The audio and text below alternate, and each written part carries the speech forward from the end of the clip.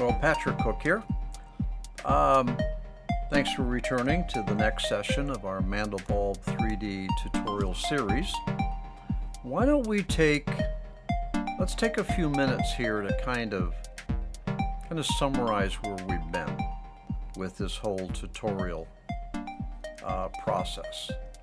Now the first thing I wanted to mention is that it doesn't take this long to make a Mandelbulb 3D animation. We stopped off and we talked about virtually everything in this application. There's only a few areas that we haven't touched on yet, and I want to get to those areas. I don't know if I'm going to include them in this series or if I'm going to make another tutorial talking about these other Mandelbulb features. I mean, we have the mutagen, we have the B tracer too, and we got some other things here too. So there's some other cool stuff that we can talk about in this Mandelbulb 3D application. What I've been trying to do here is to stay on the project, get to a point where we had an animation that we could render out. It's not necessarily a complete animation. It's not necessarily something that I would put out to the public, but it's enough of an animation to be able to pick up all the various areas almost all of the various areas of the Mandelbulb software. I mean, we were able to get into formulas enough to get an animation up and running. There's a lot more that we can talk about with the formulas area, and I may very well do that. Now, we talked about lighting very thoroughly. All right, there really is nothing here in the lighting that we didn't discuss. We haven't talked about post-processes yet, but that's actually something that we can pick up at another time, okay? I don't need all these tabs open. We'll just kind of clean up our screen a bit. Okay, yeah, so there's some stuff up in here. We talked about the animation maker very thoroughly. There's just really nothing here that I can think of more to discuss. The navigator, we talked about that. All right, and that's all garbage there, don't worry about it. But we talked about all of the features in here with the exception of the Julia values. That's something that should be discussed when we talk about formulas, all right? But everything else here has been really touched upon. So I think we could probably say safely that we have talked about, I'm going to say 90% of the functionality of the Mandelbulb 3D software application, and we have actually utilized the application to build a real animation. So there's a lot of other things that we can talk about.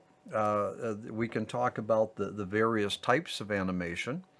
I mean, as I've mentioned in past sessions, this particular animation is we're moving through a static environment. Another type of animation is that you have a stationary camera and you're moving the Mandelbulb object and or changing its properties. That would be an interesting tutorial series on its own.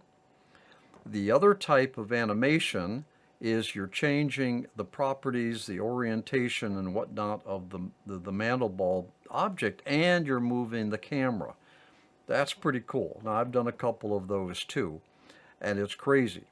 But the principles that we've discussed here in this tutorial series applies to all those other types of animations. So there's some other tutorials that we can get into for sure. So generally, if I was to summarize this entire series, I would say that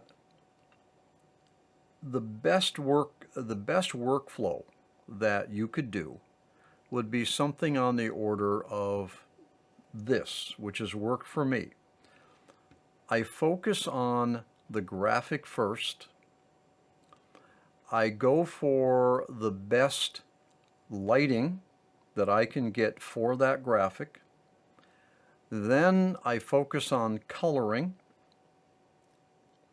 And then I'll focus on quality, but I know my quality is not going to be perfect yet until I animate. I do a preview, and then I can see where the glitches are. All right, so quality. And then I'll go for a review and a tuning of, then I build the keyframes. Then I go for a review of the movement through the scene, and I'll also be checking out lighting. I'll be checking out coloring at the same time, any glitches with the movement. Then, once I have an animation with a preview that I can inspect, then I'll go work on the quality a little bit more. But this time, I'm looking at the quality in the context of a movement in the scene, where you don't need to have perfect quality. As a matter of fact, you're not going to be able to, because that's the nature of movement. Artifacts, issues in your scene, whether they be lighting and coloring, are going to be exaggerated as you move the camera through the scene. All right? So then I go tweak the quality a little bit based upon my animation review. And at that time, I'll try to pick up any or correct anything in terms of the animation movement. All right, and get all my keyframes squared away. Any documentation that I have, I will improve and update. There it is, right there. Okay. All right, and I'll take the time to make sure that my documentation is okay, and I'll save that with in the same area that I saved this project, because you never know. A couple things. You might want to go back. You might find that once you have everything rendered, you have a very serious glitch in the motion that you didn't catch, and you go back and you say, there it is. That's what, you re-render the whole thing again. Well, anyway, that's the way it goes. But more importantly is I now have a move sequence for another animation of a Mandelbulb 3D. I can say to myself, well, that was actually an animation sequence that I had worked out in 3 projects ago, and that sequence was pretty good, and I'm going to use that again. I go back into my notes, and I've got the full sequence there. All I have to do is just copy it in to the navigator and make keyframes. All right. So anyway, so then I'll clean up my documentation and I'll start rendering, which is what we're doing now. And I almost always render with multiple PCs. I mean, why not? Just get it done, move ahead. And so once all of the rendering is done, then I'll use DJV to review the entire full resolution rendering. All right, and if I like it, then I'll move into the video editor. Now, we're going to get to that point too.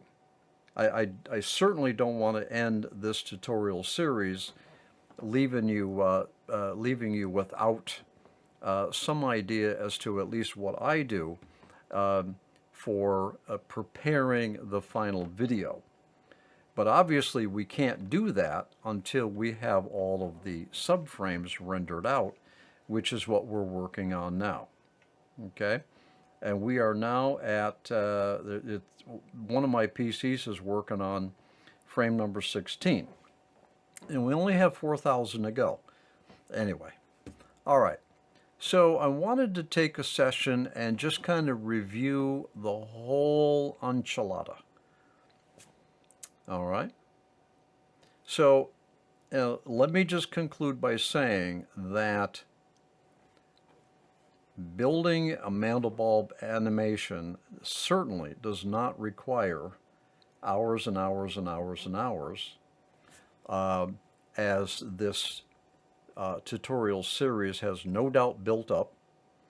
I have no idea where we're at, but 134 sessions, and we got a little bit more to do yet. I'm sure that's a bunch of hours. I would say the work we did here might be 3 to 5 hours for me. I pretty much follow my workflow. I'm always, my workflow tends to um, uh, tends to find efficiency where I don't have to repeat something. I tend to try to get things out of the way up front. In other words, lighting and uh, and uh, and coloring. I try to get all that up front before I start animating. There's things I do that to try to cut the amount of time. Anyway, this project, 3 to 5 hours to build this animation with some more keyframes in there too. So it's not a big deal. It really isn't a big deal. It just seems like a long time because we yacked about virtually every feature in the Mandelbulb 3D software. All right, enough for now. Um, we'll get back to, I got some interesting things for you in this Mandelbulb series, so we'll get back to it. Okay, right now, let's give ourselves a rest. Go make a fresh pot of coffee. I think we deserve it.